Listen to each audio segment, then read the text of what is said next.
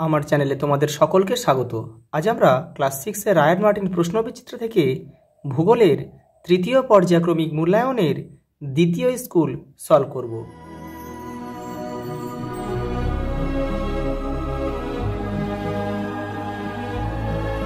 দেখো প্রথম প্রশ্ন কি দিয়েছে, দেখো প্রথমে দেখি যে ভারতের রেখা মানচিত্রে নিম্নলিখিত বিষয়গুলি উপযুক্ত চিহ্নসহ বসাও।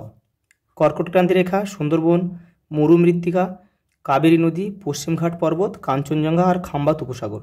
দেখে নাও। প্রথমে তোমরা ম্যাপে এই নাম লিখবে, ক্লাস লিখবে, সেকশন লিখবে আর রোল লিখবে।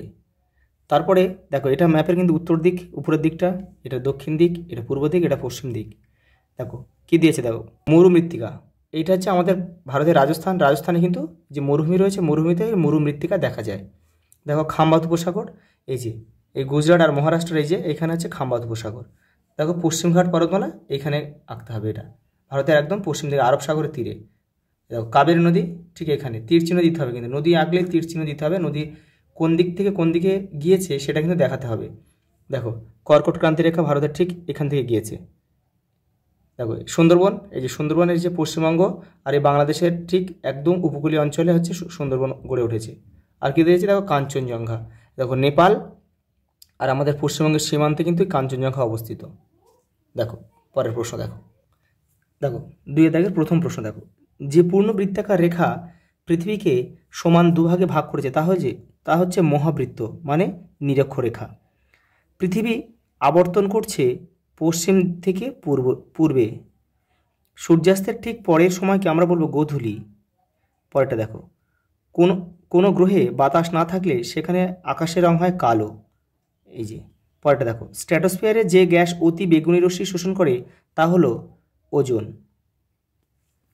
পৃথিবীকে বেষ্টন করে থাকা গ্যাসীয় আবরণকে বলা হয় বায়ুমণ্ডল।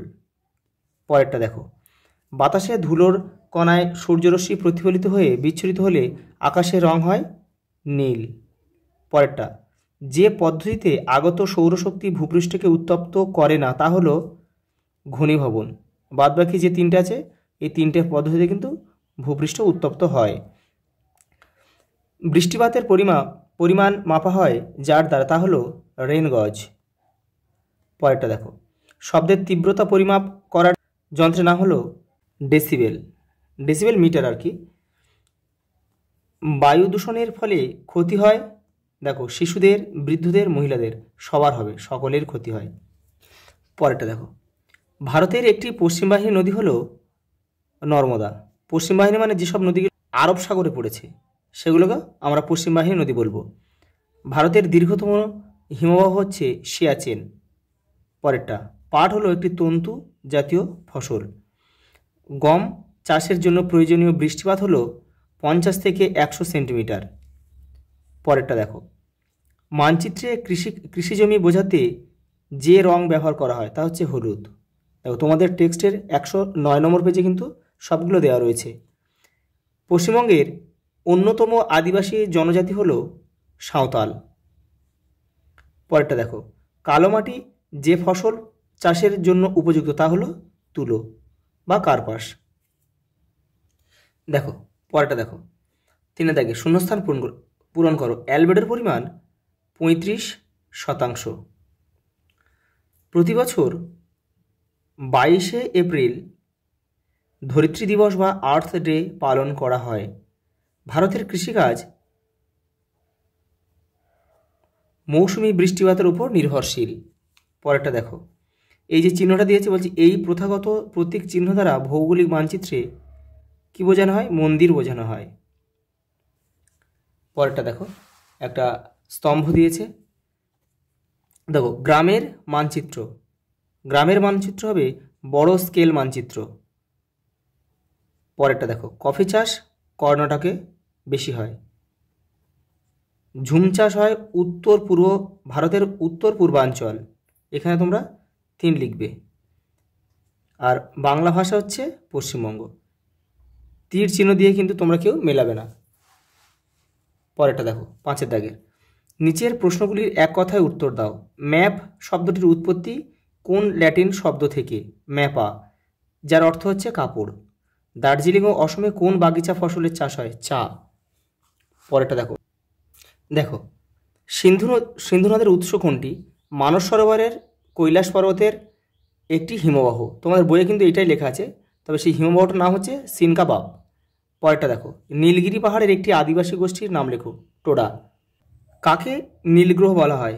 পৃথিবীকে। কেন বলা হয়?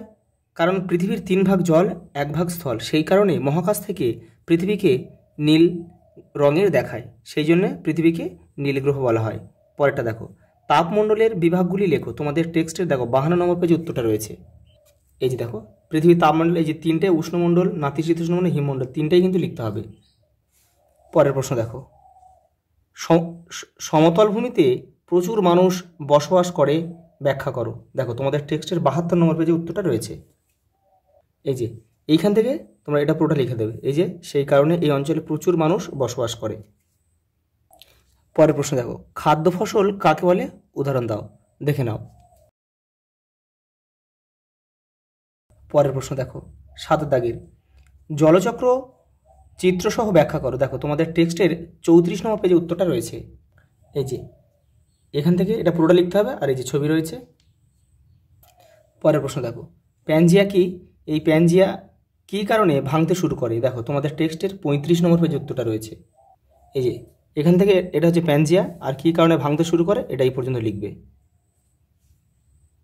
পরেরটা দেখো, আবহাওয়া ও জলবায়ুর পার্থক্য লেখো। তোমাদের টেক্সটের 45 নম্বর পেজে রয়েছে। এই দেখে না, আবহাওয়া ও জলবায়ুর পার্থক্য, এটা পুরোটা লিখতে হবে কিন্তু। পরের প্রশ্ন দেখো, গঙ্গা নদীর গতিপথ, উৎস, দৈর্ঘ্য, উপনদী, শাখা নদী, মোহনা লিখতে হবে। তোমাদের টেক্সটের 73 নম্বর পেজে উত্তরটা রয়েছে। এই যে দেখে নাও, গঙ্গা নদীর এই উৎস গঙ্গোত্রী হিমবাহের গোমুখ গুহা, এখান থেকে এটা লিখতে হবে। এই যে 2, এই যে 3, এই 4 লিখতে হবে, আর দৈর্ঘ্য লিখতে হবে। দেখো 2500 দৈর্ঘ্য। দেখো উপনদী রয়েছে, আর শাখা নদী বলেছে, শাখা নদী রয়েছে দেখো ভাগীরথী, হুগলি আর পদ্মা।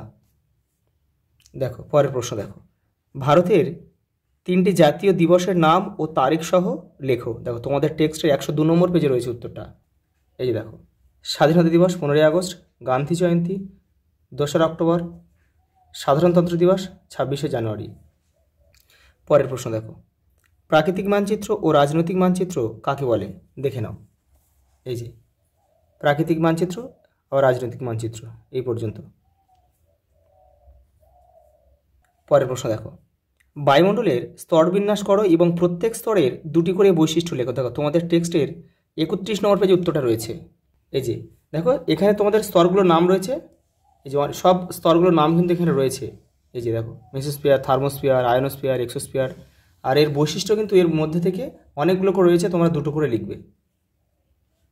পরের প্রশ্ন দিয়েছে দেখো, কি কি কারণে বায়ু দূষণ হয়? দেখো তোমাদের টেক্সটের 56 নম্বর পেজ দেখো। দেখো এই যে বায়ু দূষণের কারণ দেখো, এই বিস্ফোরণ, যানবাহন ধোঁয়া, ধূলিঝড়, শিল্পায়ন, সার, কীটনাশক, দাবানল, অগ্নুৎপাত, নগরায়ন, বৃক্ষছেদন, জনসংখ্যা বৃদ্ধি। পরেরটা কি বলেছে দেখো, বায়ু দূষণ কমাতে আমরা কি কি করতে পারি? দেখো তোমাদের টেক্সটের 58 নম্বর পেজ দেখো। এই যে দেখো, বায়ু দূষণের প্রতিকারের উপায়, যে এখানে অনেকগুলো রয়েছে, তোমার 4-5টা এখান থেকে 4 থেকে 5টা লিখে দেবে। দেখো পরের প্রশ্ন দেখো, ভারতের উপদ্বীপীয় মালভূমি অঞ্চলের বিভাগগুলির আলোচনা করো। দেখো তোমাদের টেক্সটের 75 নম্বর পেজে উত্তরটা রয়েছে। এই যে দেখো, এই যে ভারতীয় উপদ্বীপীয় মালভূমি অঞ্চল, দেখো এই যে 4টে ভাগ রয়েছে, আর এখানে তোমাদের এই 4টে ভাগ সম্বন্ধে লেখা রয়েছে এখানে এই পর্যন্ত।